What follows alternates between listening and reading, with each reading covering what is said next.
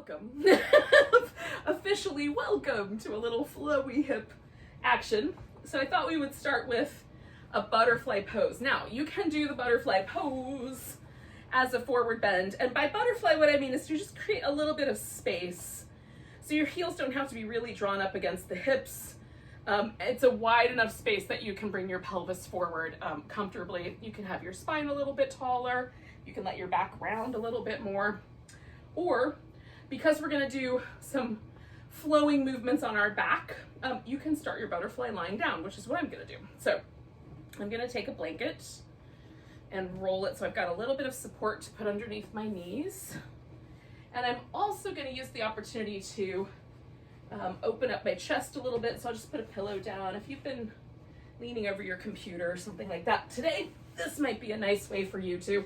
If you don't have a pillow like mine, a rolled up a blanket will work really nicely. That'll give you the same kind of firmness, especially if the blanket is kind of robust like a quilt. They make really good accidental yoga bolsters.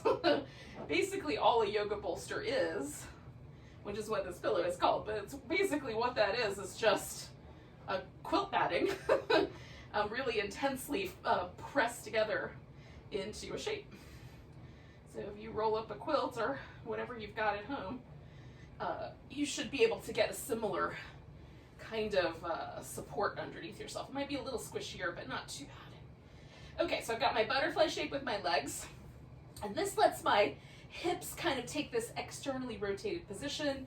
And then I've got a support right here so that I'm holding myself right at the point where I feel that stretch right down my inner thigh.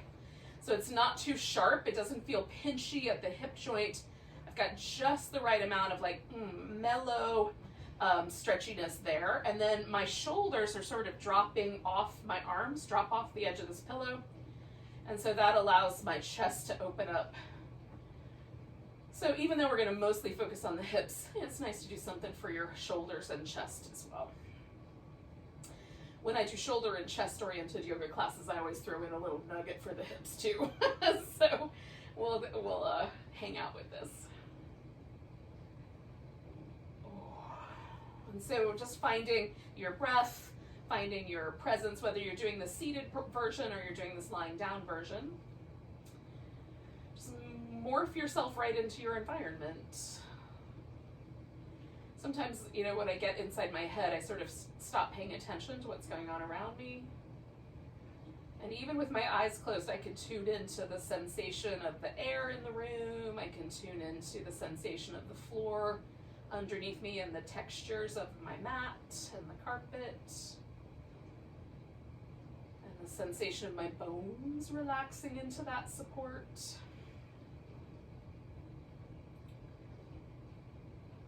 And then there's sounds in my environment and smells, which largely go unnoticed most of the time. It smells a little bit like soap in my house right now, but maybe your house has a smell of incense or your pets or something really nice like that.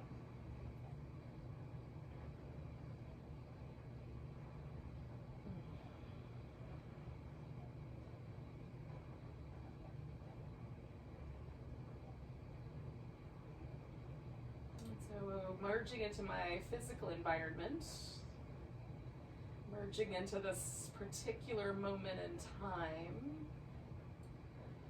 recognizing there might be little things that kind of pull my thoughts from time to time or pull on me emotionally from time to time, and just allowing all of that to kind of come and go like weather patterns during my practice, so that I'm not pushing it away or ignoring it, but I'm also not focusing too intently on any one moment, just letting the moments come and go.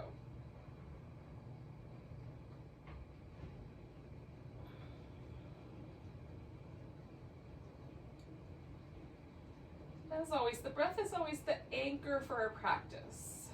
So when we start to get distracted or we get caught up, or I plugged in my lava lamp, but earlier I was doing yoga and I got completely mesmerized by the lava lamp. So like when I got caught myself doing that. I just came back to the breath, right? So we're just, no matter what the distraction is away from our practice, we just, when we catch it, just come back to the next breath, settle back into the body, back into the space, back into where we're practicing. So we're going to stay for about another minute.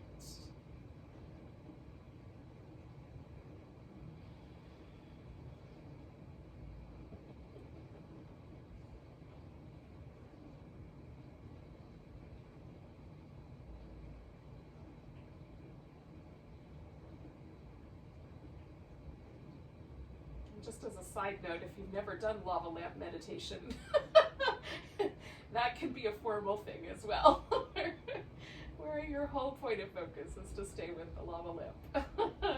But for another day, we'll save that for another time. Coming back to the moment. So I'm going to take 2 more breaths.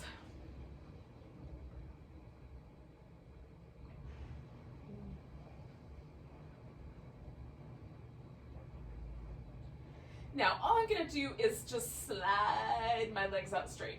Oh, that's going to be the release of the legs. And then I'm even going to leave this blanket here for a few moments because it creates a tiny bit of a flex there at my hip. So it helps keep the hip flexor soft. And then, I'll bring my feet in, take that guy out. And then I'm going to also remove this pillow from underneath my upper back. And come on back onto my back. Now, I have a few tools at my disposal. I have a strap, which I might want to use because we're going to do a couple of different things that might be helpful for. I have a blanket and I have a couple of yoga blocks. Now, you don't have to have these specific props. A yoga block could be a throw pillow, or it could be a rolled up towel. Can work as a yoga block in many instances. And then you can also, in some instances, you can use furniture that, like if you have a coffee table or the edge of your couch or a wall. So you can use those for stability as well in a place of where I might use a block, you might use furniture. I use the furniture all the time. So the environment, again, around us is part of our practice. And if we need that extra stability, we have all those things at our disposal. So right now what I'm doing is I've got my feet about hips distance apart and I'm just rotating them back and forth, kind of like windshield wipers go back and forth over the windshield, right? Just go back and forth, left to right. And if there's a point where you feel any tenderness in your knee, stop just shy of that. Okay, so then I'm gonna wiggle the feet out just a notch, just another like foot's width apart.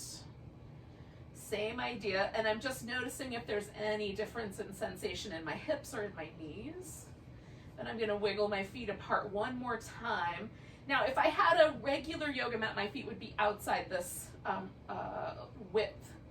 They're usually like around 3 feet wide or so, maybe a little shy of that. So about that wide, a little shy of a yardstick, depending on how long your legs are. A little less or a little more. So this one for me has a little bit more spice to it. Like, as I dip in, I can feel my external hip rotator muscles really kind of kick on because I'm getting such a different, when I internally rotate, those muscles are getting stretched a little bit, right? And I've got quite a bit of a dip. Okay. So then we're going to come back to the center, bring the feet back in so that they're about that hips distance apart. And then you want your feet far enough out that it feels like your legs rest really easily.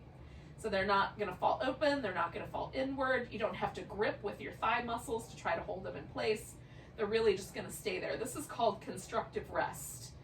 And this is an important position for helping to let our hip flexors release. So our hip flexor muscle, the main one that we're talking about is actually 2 separate muscles, but they work together right here at the hip joint. So one is called the psoas muscle, which is spelled really cool with a P. And that muscle starts way up here in the back of your torso. So in the scoop, where your spine and your lower ribs live, that's where that muscle begins. It kind of sends connective tissue up into the spine, comes down like a little bridge girder, like the Golden Gate Bridge, comes down to where the hip is, and then there's a big muscle that lives here in the bowl of the hip called the iliacus muscle, and those two muscles together go over the front of our hip and attach to our femur bone, the leg bone, around towards the back a little bit. So that muscle is what we're going to try to release with these next couple of movements. So we start with this position, and if you have tight hip flexors, you can just hold this position every day, maybe even twice a day, once in the morning, once at night, for about 10 minutes or so, just to help release any residual tension that you've got in there. And maybe after a long car ride, or if you like to cycle, those would be other times, if you've ridden your bike for a long time, to kind of give yourself a chance to lay on the floor like this and really just let that muscle release tension. It's an unusual muscle in the way that the fibers run, and the way it sort of gathers itself to support the body, because it does more than just bring the thigh towards the chest. It also has some stabilizing action between the spine and the hips, and in order to help us walk on two legs in really smooth and rhythmic fashion. So it helps stabilize the body in that way. So it's a complicated muscle, and this position just all by itself has some really nice releasing properties. If you, when you lay down on the floor like this, get a really deep arch under your low back, that's an indication that you've got pretty tight hip flexors, and then you can just hang with this guy. So we've stayed for a few moments. Now we're going to add some movement. So all I'm going to do is super simple, and it doesn't, logically you're not going to understand that this works, but it really does. So we're going to lift the toes up, and if you can, you're going to glide your foot out, so you don't have to lift the foot at all if possible. Just glide it out and stretch through your leg. And this, if you have a really sticky yoga mat, you might be better served kind of folding it up a little bit and using the floor. And so I'm just stretching my leg out, and I'm trying to stretch from like above my belly button all the way down my leg. And then I'm just gonna glide that leg back into place as easy as I can. And once I get there, I'm gonna pause. So we're gonna do about 4 total like that. So we'll do 3 more of those. And we're just gonna see if we can feel the hip flexor itself right at the hip socket. Can we feel any difference in the way the hip socket feels? Does it feel deeper? Does it feel more relaxed? Does it feel warm? Or is there something else going on? These are deep muscles, so they don't have a lot of sensory nerves on them, but sometimes we can pick up a little bit if we're really tuned in. So again, I'm stretching like all the way from above my belly button down through that leg, and then I'm gonna draw it in, pause for a second, let everything relax, and then one more time I'm gonna send that leg out.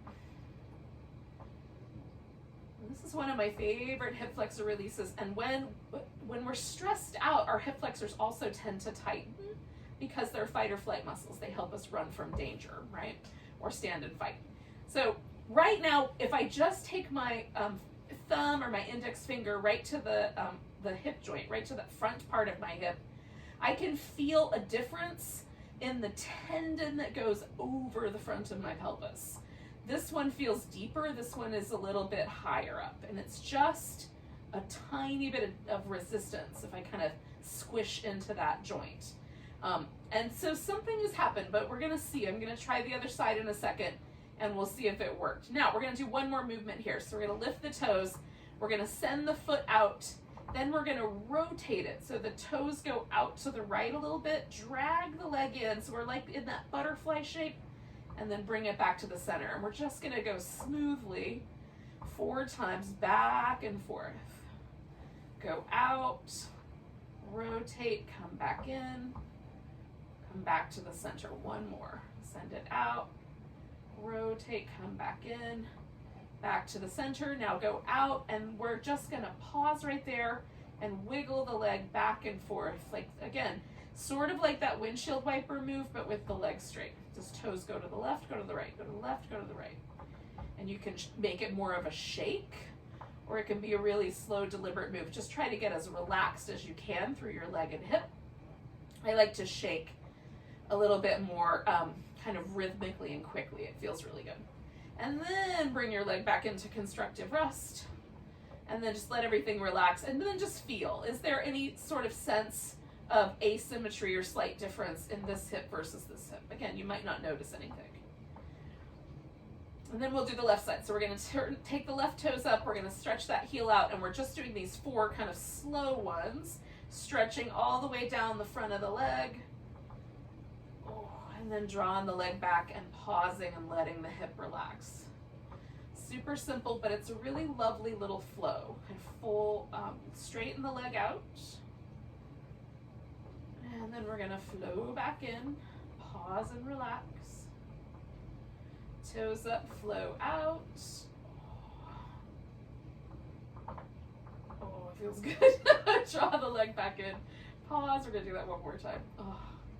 Every time I do this, I get this kind of little, it's sort of what I think, it's called ASMR. It's this automatic response that the body has, a kind of tingly, relaxing response. I get that every time I come back. So again, I haven't done the external movement yet. I just want to check and see, do I notice any difference? And there's less resistance being pushed up against my thumb if I squish right there where my hip joint is, right? It's like right where my joint is. There's a little bit of difference. And so to me, that makes a difference. It's very tiny, super minute difference, but it does in fact make my hip feel more relaxed. Okay, so now I'm going to do this externally rotated. Come back like the butterfly, straight up, go out, rotate towards the left, scoop it up, bring it back to the middle, go out, turn left. You got the idea. Do that one more time. So we're just gonna scoop out into this little butterfly shape.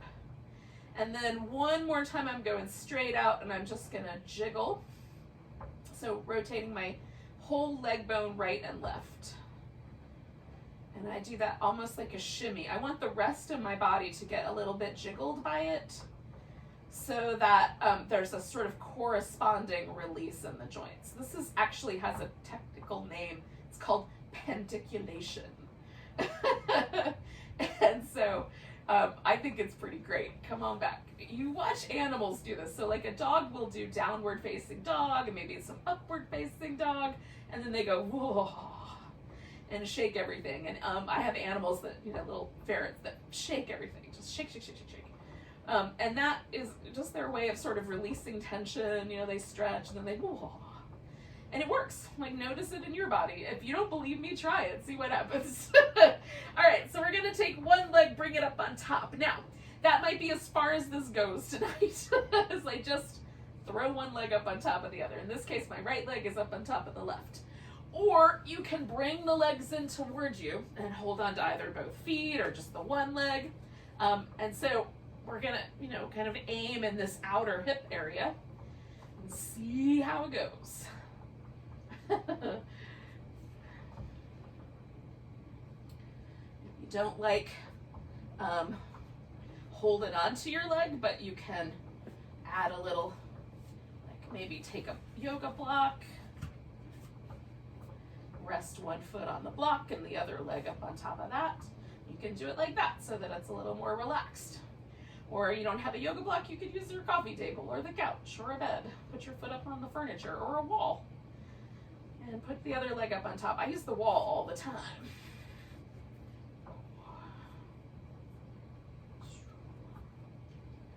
Sometimes I figure out I need to make adjustments. So this is a little bit like the pose called the cow face that we do sitting up. And we're going to come back to that. That's going to be near the end. So we're going to come back to this kind of sense of a shape. Just kind of notice how it's feeling right now with your body in this orientation. We're going to stay for about 3 more breaths.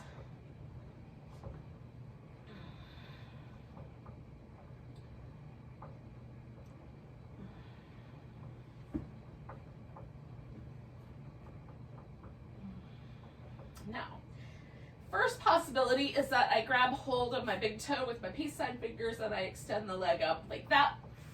And then this other leg I can put back in constructive rest or let it stretch all the way out.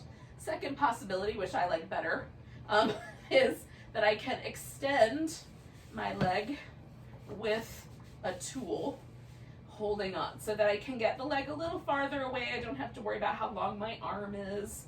and whether I'm hurting myself or not. So this, I like the strap for that reason. Just extends the length of our arm. I can get the stretch more evenly distributed across the back of my leg here, and it feels nice. So if you don't have a strap, you can use a towel. I've used dish towels. Those work really great. I've used dog leashes. They're nice because they sometimes have a handle, a loop, and the loop works really nice. It doesn't jump off your foot as easy. You know, you can be creative. Old belts, men's ties. I knew a yoga teacher once that had a whole collection of old ties that her husband didn't like anymore, and then she sewed them into these really great yoga straps. So you could recycle, reuse, and repurpose, yogis. It's very green. All right.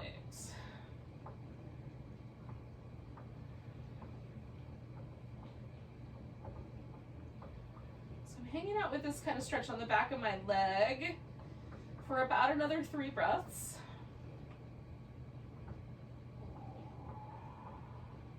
Now I'm going to switch to the inner. So we've done the outer part of our hip. We're doing the back of the leg. Now I'm going to switch again to the inner part of the leg. And there's 2 ways to do that. First way is to drop your leg out to the side.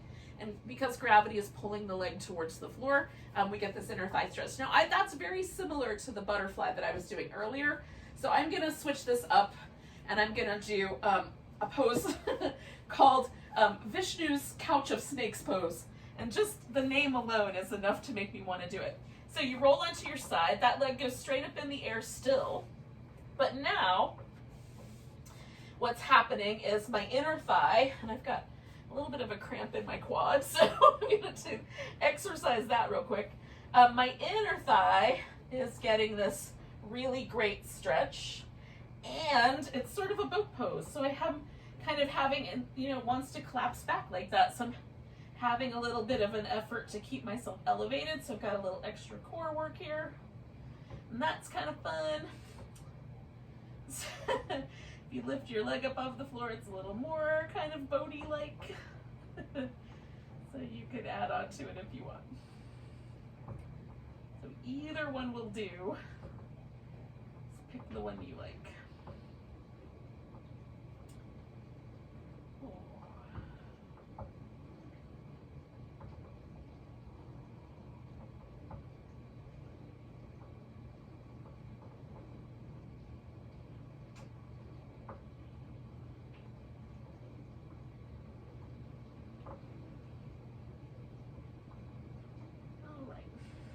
Take 3 more breaths with my Couch of Snakes pose.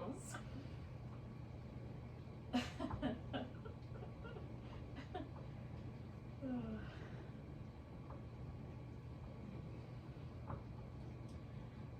and then we're gonna let ourselves kind of fall backward into the floor. And release a bit. Now, here's the question that I have to ask myself is, do I feel a difference between the side of my body that I just finished and the side I haven't done yet? And it helps me to just stop for a second and feel.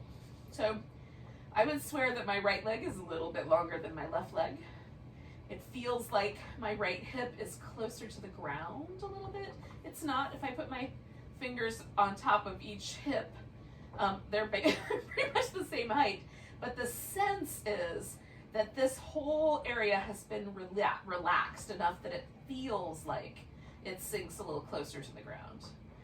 And that's just the information that's being sent back to my brain from all of the connective tissue that lives in this area, and mostly nearer the surface. All right, so I'm inclined, because that feels so nice, to do the other side. So if you're with me, then you're gonna throw your leg up on top. And again, you can just, that's it, that could be enough. You just throw the leg up on top. You can bring the leg in to hold on to it. You can build a little structure. Try to make it nice and steady. Put your leg up on top. I was liking that last time, so I'm going to do it again on this side. And I'm just kind of bringing my legs as close to the midline as I can so that I get that sort of sense of the cow face pose where the knees are stacked on top of each other. It can be more open because when we get around to the seated pose, it'll be a more open pose for me.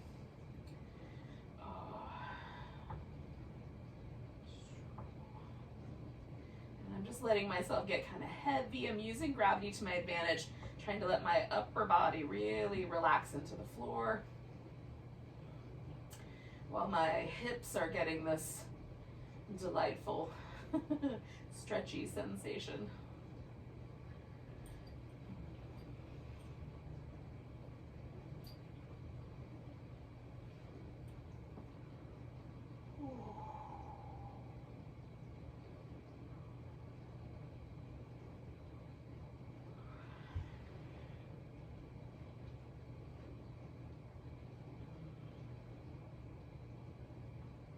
Okay, I'm going to do 3 more breaths.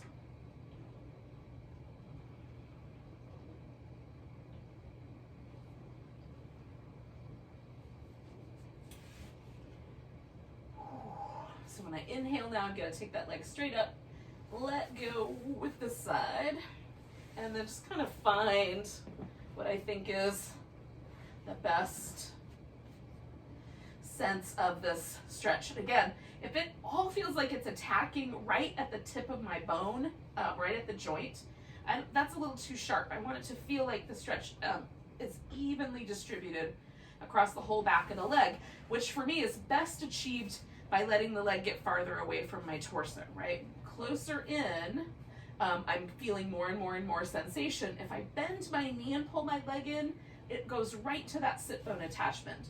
So for me, straighter leg, a little farther away is a better choice. Experiment for yourself, because everybody's connective tissue is slightly different. It's not the same for everyone. You might be slightly different in that particular regard. So we'll stay for a wee bit longer.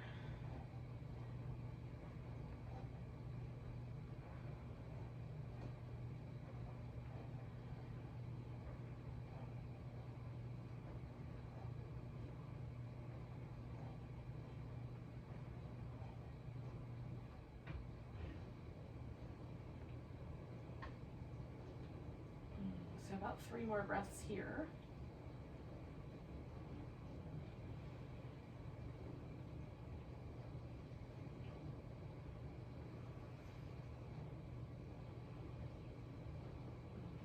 And then I'm going to take this into my Vishnu's couch of snakes pose.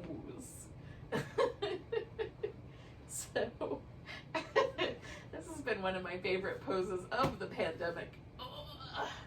Largely because if there has ever been a time that felt like we were riding on a couch of snakes, it's this time. for sure.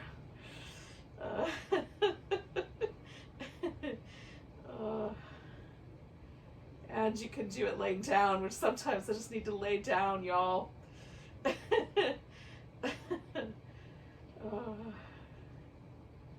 And so again, I've got the stretches largely here in my inner thigh, but because the relationship to gravity is a little bit different with this pose, it's a slightly different sensation, slightly different feel than letting the leg fall open, which was a little closer to the butterfly shape for me. So I sort of like that contrast. But again, either one will work. I also like the kind of slight bit of core work I have to do to kind of stabilize myself in this pose. Any chance I get to do extra core work is cool with me.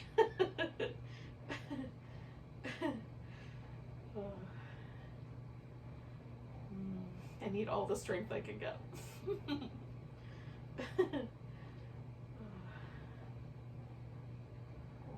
All right, we're gonna take 2 more breaths. So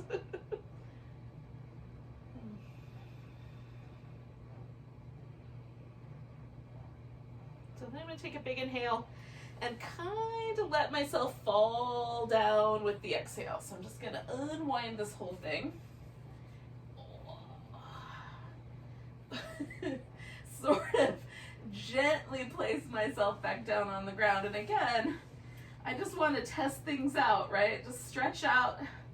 I'm going to do a little housekeeping and roll this strap up while I feel, oh, like, is there a difference that I can notice? And for me, like, now my legs feel pretty much even, but there's that, you know, that asymmetrical sense I had last time that one hip was really different than the other. I don't feel anymore. It now feels more symmetrical. It's never completely symmetrical for me in general, but more so. So that feels nice. So we're gonna take ourselves into like a child's pose kind of shape. So first I'm just gonna give myself a little bit of movement, then I'm gonna flip upside down and turn myself into that. And you can do some cat shapes along the way if you like, with your back. So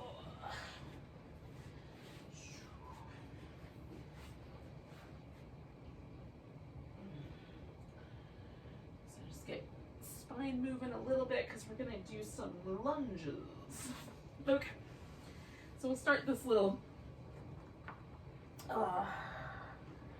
so I like to push myself backwards a little bit into child's pose and give it a little wobble, so I'm using my mat for leverage. You might find the floor is good leverage. Now my hips don't really touch my heels, but I just smoosh back as far as I can within reason. Because it just feels nice. And just it makes me understand those memes where someone is laying in child's pose in the grocery store because their yoga teacher told them they could take that pose anytime they needed. Sometimes I can relate. So it's a great pose for just, you know, going. It's like seed. It's like being in a tiny little seed pod. It feels very comforting. In any case, if that's not for you, like, find your pose that is like that. So I'm in a lunge. I've got my right leg forward, my left leg back. And I'm leaning into it, and then I'm going to let myself lean back and take a couple breaths there. And I'm going to do this back and forth about 3 times each.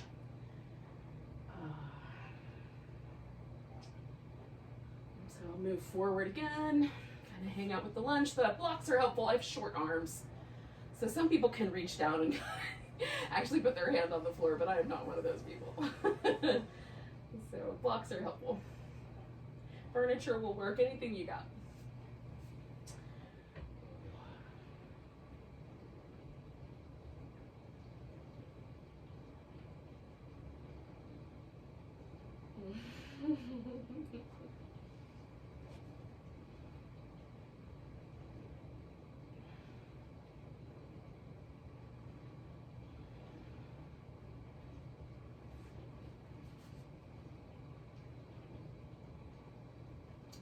One more little kind of hanging in the back pose here. And then I'm gonna just shift this just a little bit and kind of walk myself so that now I'm facing more at a diagonal. And I'm starting up high, just noticing the sensation. This one gets a little spicier for me.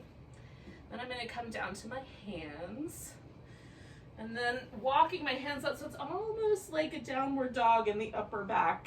And pressing the hands out long. And letting myself bend in. And whoo.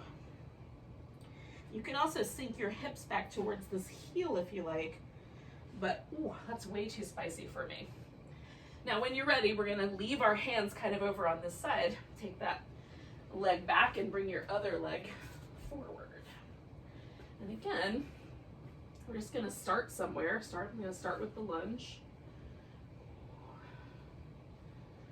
Some of us have like sensitive knees. You can put padding under your knee or under your shin. That can help. Sometimes for me, just picking the lower leg up helps because it kind of shifts me a little more onto my femur bone, a little less onto the kneecap itself. And then I'm gonna go back.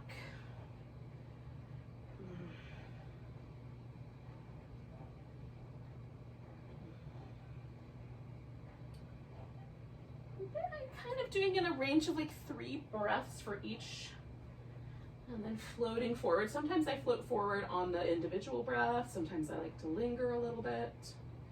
Tonight feels like a good light night to linger. Just a bit.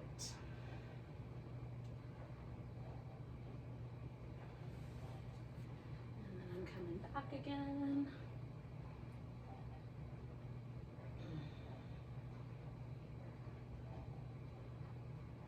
I'm just, you know, I just make a decision and go with it. Trust my intuition on this. So if your intuition says, let's float back and forth more quickly, you can do that. Let yourself listen to your own intuition. I'm a guide, but I'm not, you know, it's not a dictatorship around here.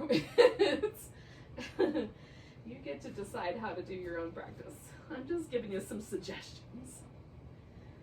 And then we're coming on back one more time, at least for me. And again, this is the point where I'm going to add this little change. So I'm going to start by just kind of coming to the diagonal with my torso. And this does start to get a little bit spicier. So as I lower down, I go slowly. Because it might be that I don't go any farther than that. Maybe I get all the way to this sort of downward doggish kind of shape. One kneeling dog. I will eventually come up with a name. But not yet. Alright, so then I just shift the weight away when I'm ready. Take that leg out of there and I'm going to come back to that child's pose. Oh, and give it a little wobble just so we give the hips a little back and forth wobble.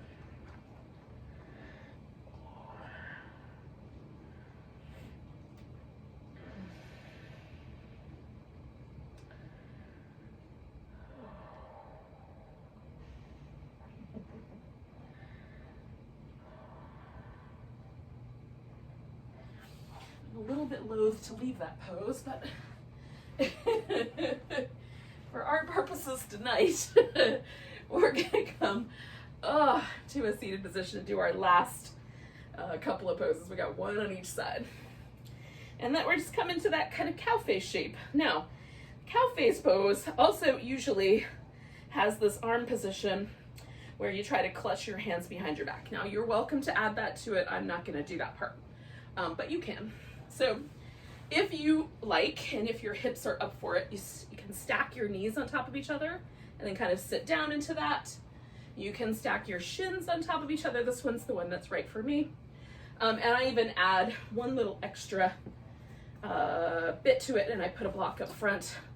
The pillow works too. I've done the pillow too.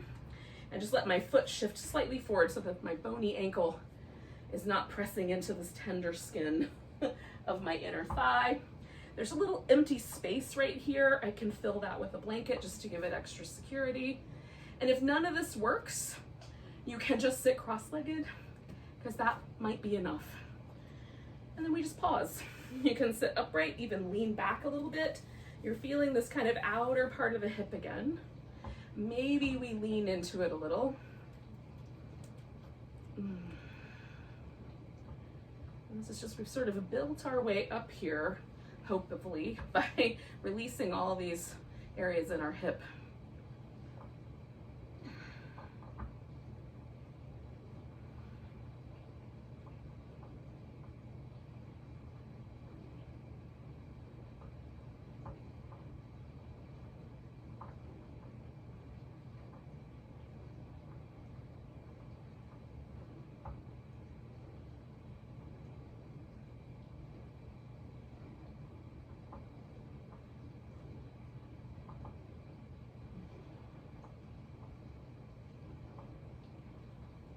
Stay for 3 more breaths.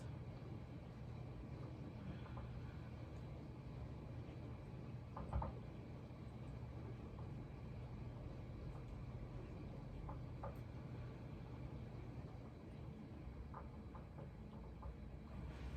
lean back and peel this leg off. And then pause for a moment and just notice. I like to notice, like, is my low back happy with me as a choice, you know, as the result of that choice that I just made? Do my legs feel interesting? This leg feels a little longer. And then when you're ready, do the other side. And if you're not ready yet, don't do the other side yet.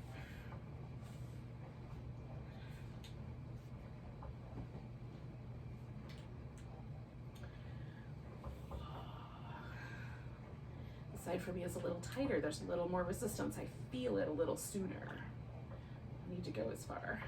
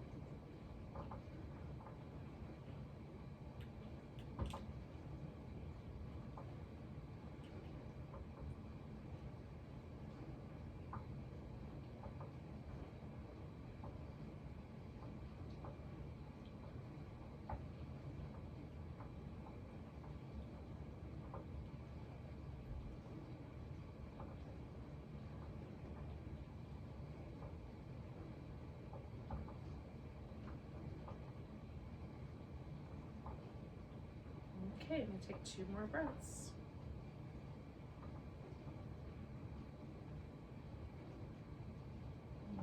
Come up, lean back up and pretzel my legs. So that's our hip practice for tonight. Now, you know, some days I feel like I could continue the hip practice forever. But for now we're gonna stop. And we'll do a little shavasana, and I'm gonna continue this kind of hip flexor relaxing by putting a pillow under my legs, and then I'm gonna cover with a blanket so it's nice and floofy. Now when I get on my back, I'm probably gonna wanna do some kind of a little back massagey thing, so I'm making allowances for that by kind of having the blanket a little longer out, and then I'll adjust. So rolling onto your back. Oh, you might want to do that little like, oh, slow little happy baby back massagey thing. Down to the ground, a little stretch out through the legs, that sort of thing. And then you can adjust your blanket. My blanket has fringes, so I have to tuck those in so they don't tickle my nose.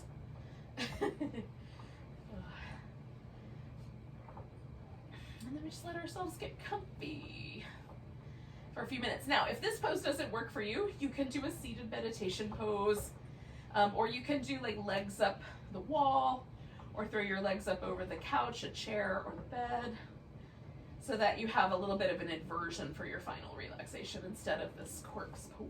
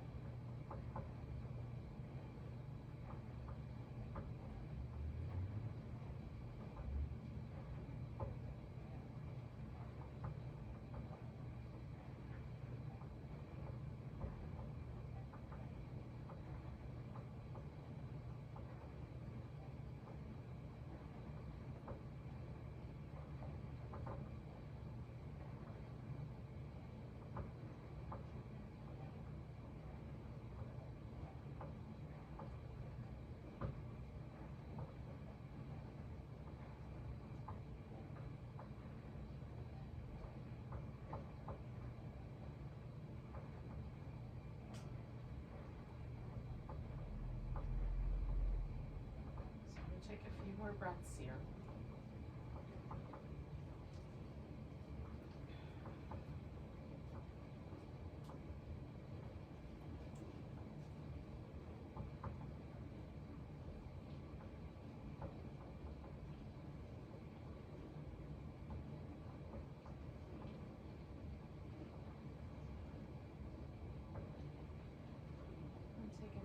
Big breath,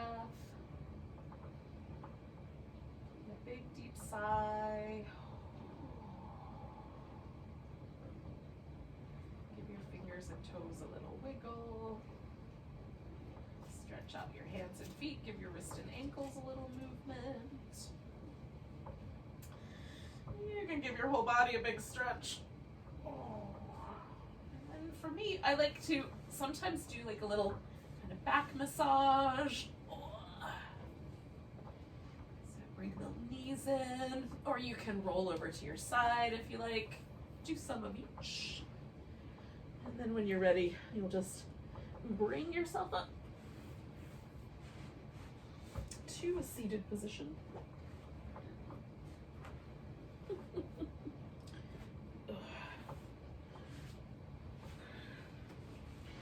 then once there, we can say goodbye to each other with a big breath.